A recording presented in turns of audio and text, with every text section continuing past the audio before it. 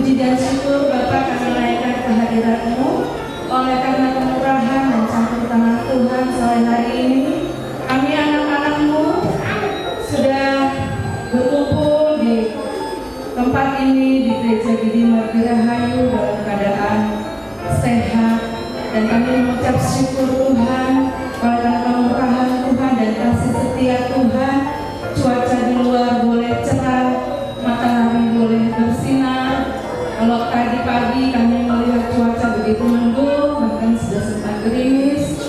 Dan terima kasih Tuhan Yesus, Engkau sudah mendengar doa dan permohonan kami, sehingga sore hari ini kami boleh berkumpul bersama-sama dengan saudara seiman kami di tempat ini dengan cuaca yang cerah, dengan kondisi yang baik. Bapa, kami menyerahkan acara ibadah perayaan Natal Jemaat Gidi Margi Rahayu pada sore hari ini ke dalam tangan-Mu. Kiranya Bapa mencampur tangan Tuhan, Engkau yang beracara dari awal, pertengahan, hingga pada akhirnya nanti ya Tuhan. Biarlah semua proses acara demi acara ini untuk kemuliaan bagi nama Tuhan. Kami menyerahkan juga hamba-Nya akan menyampaikan firman Tuhan, juga Kau tutup bungkus dengan kuasa darah Yesus. Berkati firman yang akan disampaikan, agar sungguh-sungguh kami semua diberkati lewat firman yang akan disampaikan. Juga persembahan puji-pujian, persembahan Natal dari anak-anak sekolah semuanya, Tuhan tolong supaya kami dapat memberikan semua yang terbaik untuk kemuliaan bagi nama Tuhan. Terima kasih Tuhan, terima kasih. Kami buka ibadah perayaan Natal pada sore hari ini hanya di dalam nama Tuhan Yesus Kristus. Haleluya, amin.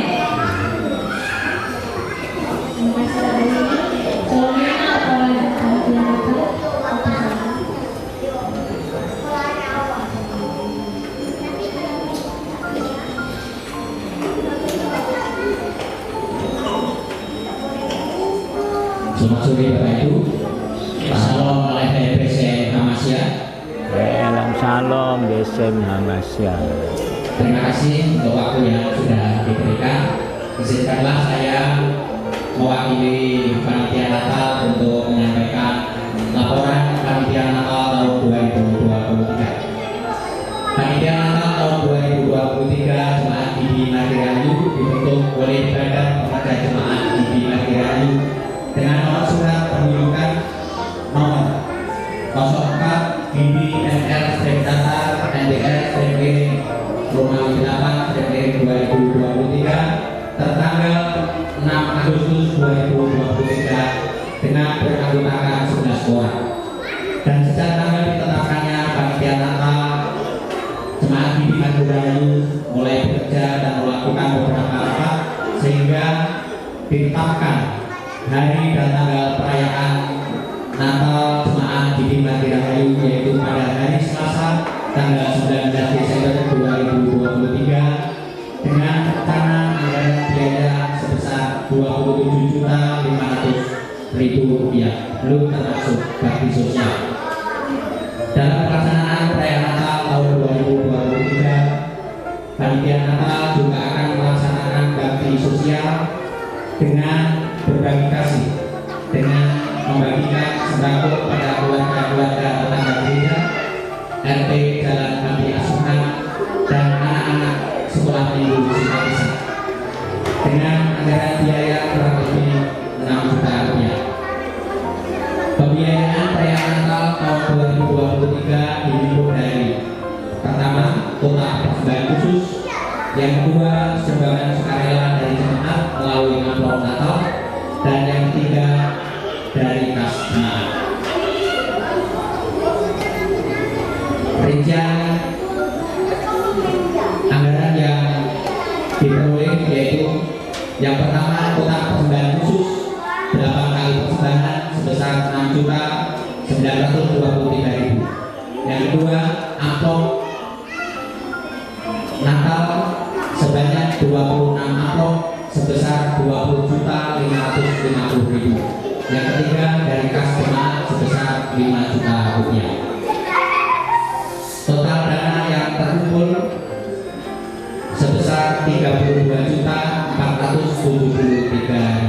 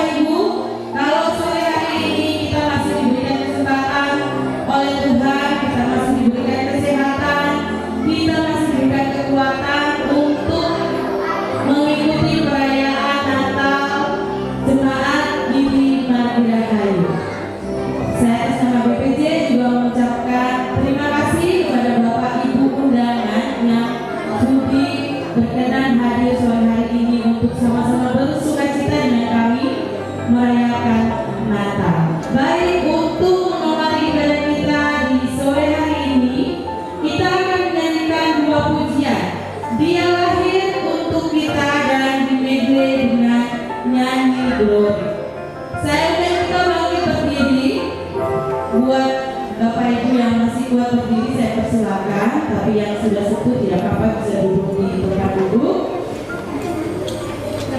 Kita akan nyanyikan Dialah Hidup Kami, pujiannya ada ya di kertas Bapak Ibu nomor 1.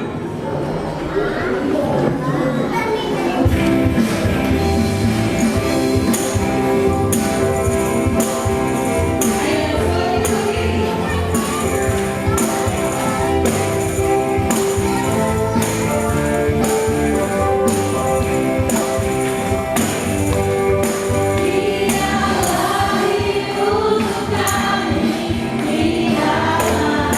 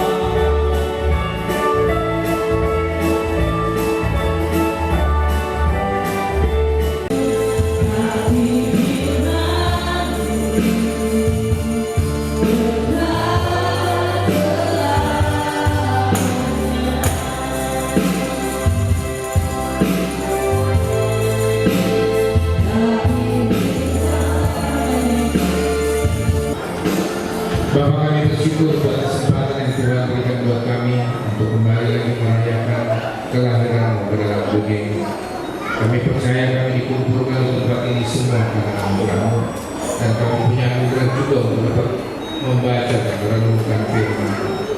Namun kami memiliki keterbatasan Tuhan, sebagai manusia kami tidak pernah mampu. Dengan kemampuan kami tidak pernah memahami apa yang akan Kau ajarkan kepada kami. Olehnya Roh Kudus kiranya Kau mengurapi setiap kami, memberikan kami hikmat, memberikan kami kemampuan untuk dapat memahami apa yang Tuhan mengajarkan kepada kami pada sore hari ini. Dan biarlah hamba-Mu ini hanya menjadi corong firman-Mu, sehingga bukan hamba yang mengajar kepada sekalian yang hadir, tapi Tuhan yang mengajar kepada kami semua. Bapa, kami siap diajar oleh-Mu di dalam nama Yesus.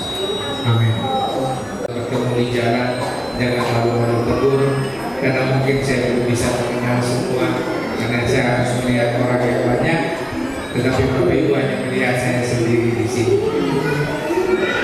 Baik, saya sangat bersyukur kepada Tuhan buat kesempatan ini, dan juga berterima kasih buat Tuhan dan juga semua badan pekerja yang memberikan kesempatan buat saya untuk mengambil merenungkan firman Tuhan. Bapak Ibu yang kasih, kita semua sudah merayakan Natal. Saya tidak tahu tahun ini berapa kali. Saya sendiri sudah beberapa kali, saya lupa menghitungnya. Tetapi sebenarnya apa yang menjadi tujuan kita merayakan? Di antara kita mungkin saya tidak tahu, mudah-mudahan, tapi ini sesuatu yang normal. Ada yang merayakan Natal kesempatan untuk tampil. Ada yang merayakan Natal kesempatan supaya punya seragam baru, baju baru. Saya lihat anak sekolah minggu bajunya cantik-cantik, yang pemuda juga mantap. Semuanya sama, semuanya bersyukur dengan Natal, semua dapat jatah baju gratis. Apapun itu, tetapi ketika kita apa yang menjadi tujuan kita itu akan tercermin dalam sikap kita. Saya pakai jas hari ini karena mau khotbah, walaupun panas, ya tetap pakai jas karena mau khotbah. Tetapi bagaimana dengan Natal? Apa yang kita rayakan pada masa raya Natal ini? Apa sebenarnya menjadi tujuan daripada Natal itu? Sehingga Natal itu begitu hebat. Waktu Yesus lahir di Kana Betlehem, malaikat sampai datang kasih tahu gembala, capek-capek turun dari sorga, nyanyi yang mungkin kalah bagus dari bapak-bapak yang nyanyi tadi. Saya tidak tahu karena sekitar juga tidak dengar.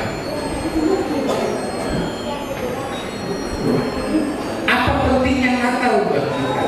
Bahkan beberapa tahun yang lalu, setahu saya, ada beberapa gereja yang sudah mengatakan kita tidak perlu merayakan Natal, lebih penting merayakan Paskah karena kematian Tuhan Yesus.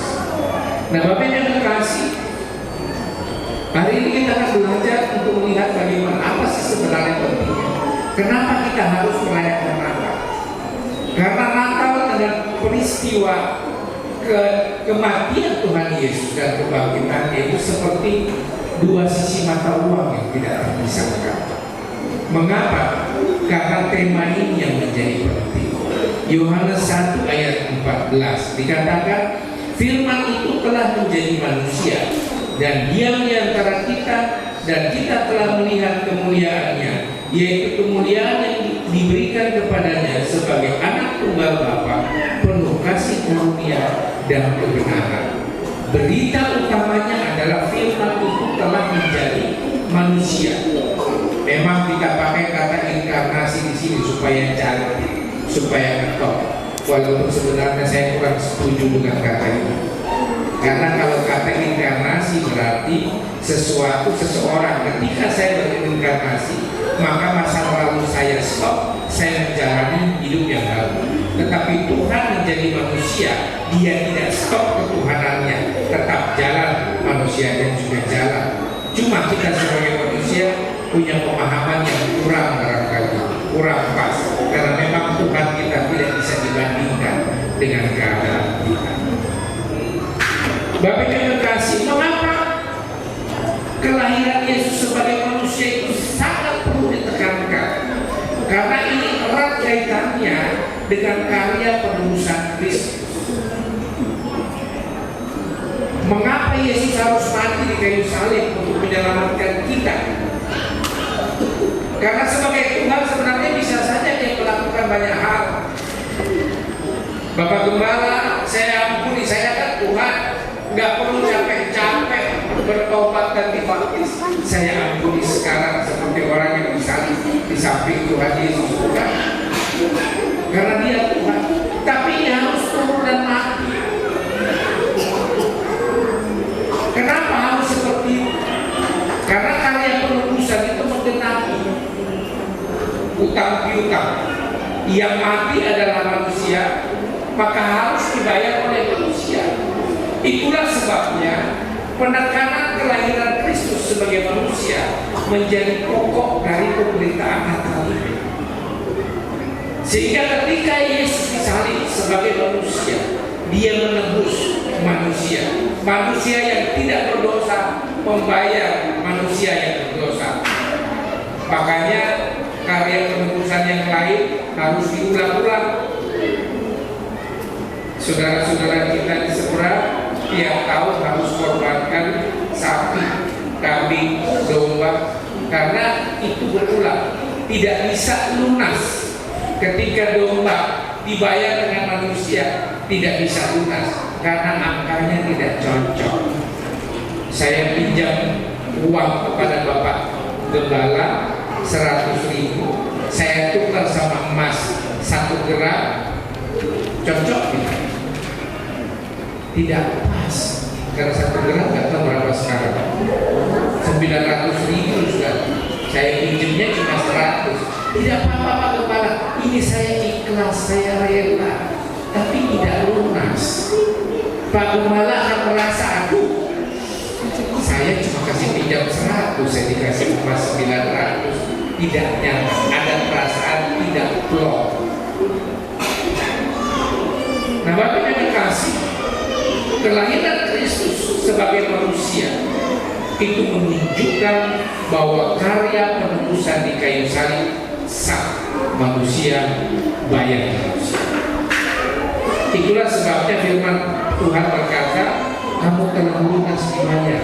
Itulah sebabnya kita tidak perlu lagi repot-repot berusaha berbuat baik untuk mencari keselamatan. Kebaikan yang kita lakukan seharusnya merupakan wujud bukti karena kita telah diselamatkan, bukan mencari selamat. Karena firman Tuhan berkata, dosamu itu semerah kemisi, dengan apapun juga tidak bisa kasih bersih. Tangan yang kotor tidak bisa membersihkan wajah yang kotor, karena noda yang setitik ketika digosok akan melebar dengan tangan yang kotor, bukan? Inilah berita utama untuk Natal. Yesus sudah jadi manusia. Ini mengingatkan buat kita bahwa karya penebusan Kristus itu cukup buat kita semua. Persoalannya cuma satu, kita mau tidak menjadikan Dia sebagai juru selamat kita. Kita mau tidak menerima Dia ini. Berita Natal tidak boleh digabungkan dengan yang lain. Berita Natal tidak boleh digabungkan dengan kado orang Majus. Berita Natal tidak boleh digabungkan dengan pengorbanan Maria. Tetapi berita Natal yang utama adalah Yesus sudah jadi manusia. Tuhan sudah jadi manusia.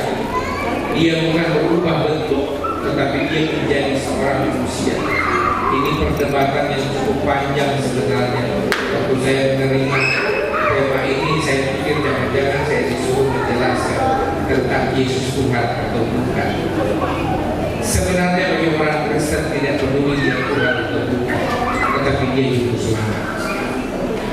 Kita tidak perlu berdebat macam-macam, karena yang penting buat kita, Dia juru selamat. Dialah satu-satunya juru selamat. Tanpa Dia kita tidak akan bisa masuk dalam kerajaan surga. Siapapun kita, dengan cara apapun, sehebat apapun, tanpa Yesus kita tidak akan masuk. Oleh karena itu Bapak yang terkasih, di dalam masa raya Natal ini, ketika kita melihat Yesus lahir, ketika kita melihat bahwa Kristus itu sudah lahir, ingatlah bahwa itu menunjukkan ketika kita percaya tentang penyaliban Yesus, kita juga diselamatkan. Memang sungguh ironi bahwa berita tentang kelahiran Yesus sebagai manusia di saat ini sudah digabungkan oleh banyak orang. Karena ketika kita bicara mengenai Natal, otak kita yang muncul adalah pohon Natal bukan. Ketika kita bicara mengenai Natal, yang kita lihat dan kita ingat bukan Tuhan Yesus, tapi Santa Claus. Buktinya banyak yang pakai topi Santa Claus. Mari kembalikan itu. Sebagai jemaat Tuhan, silahkan kita beria tentang kelahiran Kristus seperti kita lakukan. Kita berulang tahun, kita boleh pesta, maka ini silahkan, itu hak kita.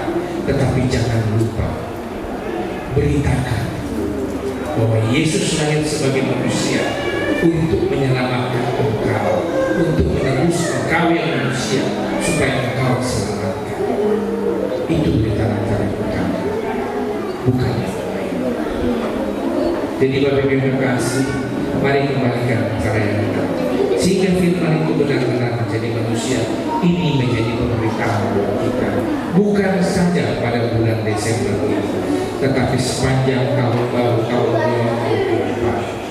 2024. Tuhan berharap, bukan saya berharap, Tuhan berharap bahwa kita semua, seluruh jemaat ini, seluruh yang hadir pada saat ini, katakan kepada orang-orang di sekelilingmu, kepada saudara, kepada keluarga, bahwa Yesus sudah lahir sebagai manusia untuk menyelamatkan kita.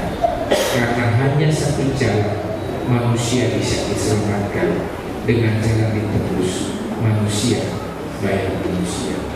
Pinjam uang 100, memberikan uang 100. Pinjam HP, kembalikan HP-nya. Jangan tukar dengan HP yang lain. Kita sudah diselamatkan.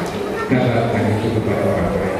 Karena masih banyak orang di sekeliling kita berusaha mengejar keselamatan dengan kebaikan. Banyak orang di sekeliling kita berusaha mengejar keselamatan dengan memberi yang terbaik seperti orang kudus. Itu tidak salah. Tetapi firman Tuhan berkata dalam surat Roma 12, persembahkanlah tubuhmu sebagai persembahan yang hidup, yang kudus dan berkenan kepada Allah, bukan persembahan yang lain. Itu berarti ketika kita diselamatkan, ketika kita merayakan Natal, keselamatan itu harus ada di dalam hidup kita. Kita harus juga percaya Yesus, karena itu satu paket yang tidak bisa dilupakan. Itu seperti dua sisi mata uang yang tidak bisa dipisahkan satu sama lain. Oleh karena itu, beritakanlah kabar keselamatan itu buat orang-orang di sekeliling kita. Katakan firman itu telah menjadi manusia untuk menebus saya dan menebus saudara. Mari kita Bapak, terima kasih dalam renungan yang singkat ini Tuhan mengingatkan kepada kami bahwa esensi Natal adalah kelahiran ke dalam dunia ini sebagai manusia. Karena Engkau menyelamatkan kami, manusia, bayar manusia, kami tertebus. Bukan karena Tuhan, tapi karena Engkau sudah menjadi manusia yang sudah membayar segala dosa kami karena anugerah-Mu kepada kami. Tuhan, terima kasih. Tuhan, tolong kami semua sehingga pesan Natal ini mulai hari ini dan ke depannya kami akan mengabarkannya kepada semua orang yang ada di sekeliling kami bahwa Engkau sudah lahir sebagai manusia untuk juga menyelamatkan mereka, bukan saja kami sendiri. Terima kasih buat firman-Mu. Roh Kudus teruslah berbicara kepada semua anak-anak-Mu yang ada di tempat ini yang mendengarkan akan firman-Mu, sehingga pesan Natal, berita Natal akan kembali seperti malaikat yang menyampaikannya kepada para gembala bahwa Engkau sudah lahir di Betlehem bagi kami. Terima kasih Tuhan Yesus. Amin. Selanjutnya kita akan menyaksikan pujian dari kaum ibu. Saya bersilakan.